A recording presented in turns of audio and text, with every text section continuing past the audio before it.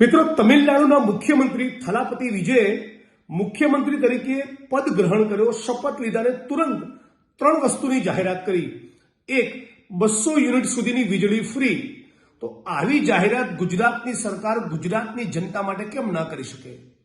સવાલ નંબર 2, મુખ્યમંત્રી તમિલનાડુ થલાપતિ વિજયે બીજી પણ જાહેરાત કરી કે સ્પેશિયલ ટાસ્ક ફોર્સની રચના કરવામાં આવશે ડ્રગ્સના દૂષણને ખતમ કરવા. આપણા ગુજરાતના દરિયાકાંઠે 72,000 કરોડનું ડ્રગ્સ પકડાયું. અદાણીના પોર્ટ પરથી ડ્રગ્સ પકડાયું. ટોટલ 1.5 લાખ કરોડની આસપાસનું ડ્રગ્સ પકડાયું. છતાં આ ડ્રગ્સનો ઓર્ડર કોણ કરે છે, આનો મુખ્ય સૂત્રધાર અને માફિયા કોણ છે, આની જાણકારી મેળવવા માટે રાજ્યની સરકાર ગુજરાતમાં શું ટાસ્ક ફોર્સની રચના ન કરી શકે?